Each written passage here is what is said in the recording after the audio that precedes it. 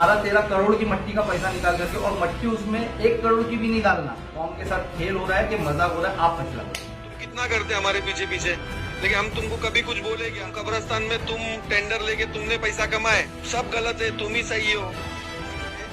तुम इस कब्रिस्तान के अंदर पत्थर डाल दिए। सबको फोन करके बोलते थे कि मेरी मट्टी लेने बोलो, मेरी मट्टी लेने बोलो। तुम्हारे वो जो मट्टी के अंदर पूरे पत्थर थे कि मट्टी लो आओ कब्रिस्तान में मट्टी में तुम भी कमाए।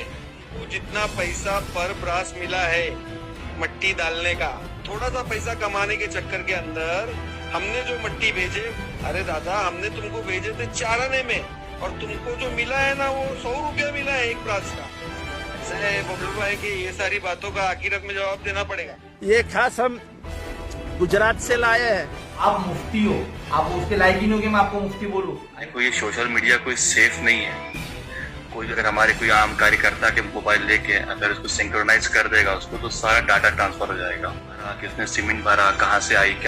जब एक बाप को तकलीफ जब होती है जब उसके 2 बेटे आपस में इख्तिलाफात करते हैं, तो हम सब उनके बेटे की तरह हैं। किसी का बॉस आज जवाहर साहब है, तो किसी का बॉस कल सुभाष बोल था, किसी का भाई साहब था, किसी का भाई कोई दूसरा दुल्हा नहीं है। सबके अंदर कुछ ना कुछ गलतियां है, खामियां है। ये भी भाई कबर खोदोगे कुछ ना कुछ तो उसके अंदर गंदा निकलेगा ही। वो 60 बबलू शिमला जिला डंके की चोट पे बोल रहा हूँ। बॉस एक ही हो सकता है, उसका नाम है डॉक्टर जितेंद्र अवार्ड साहब। वो एक ही बॉस है, उसमें कोई दो राय नहीं है कि भैया अगर मट्टी खराब थी तो जवाबदार तो तुम थे। आखिरत में तुमको भी जाना है, और तुमने पार्टी के लिए काम किया, कब्रिस्तान के लिए काम नहीं किया। और के तो जीसीपी और ब्रेकर किस लिए लगाए थे? वो क्या कुछ दूसरा काम कर रहे थे? इतिहास तुम्हारे को याद रखेगा मेरे भाई।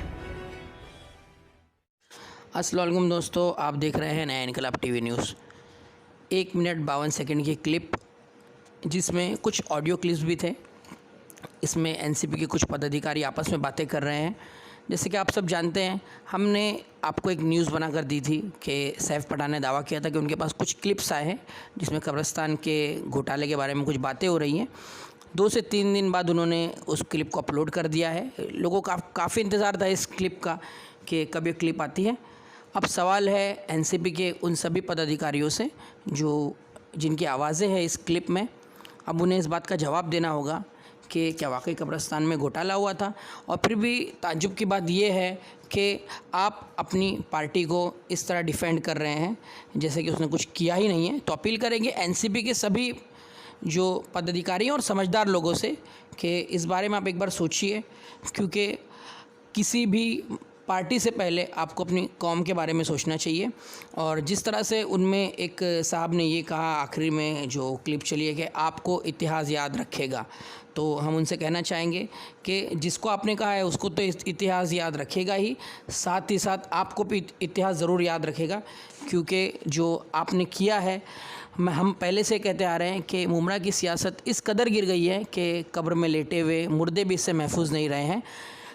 कब्रों की मिट्टी तक में घोटाला हो जाना ये इंतहाई शर्म की बात है। इसमें किसी सियासी पार्टी को हम बुरा भला नहीं कह सकते, क्योंकि दीन की मालूमात जितेंद्र अवार्ड से ज़्यादा उन लोगों को है जो उनके आसपास रहते हैं और मुसलमान होने का दावा करते हैं। अगर हमारी कौम के मुफ्ती भी इस तरह के काम करने लग जाएंगे तो फिर इस कौम का खुदा ही मालिक है।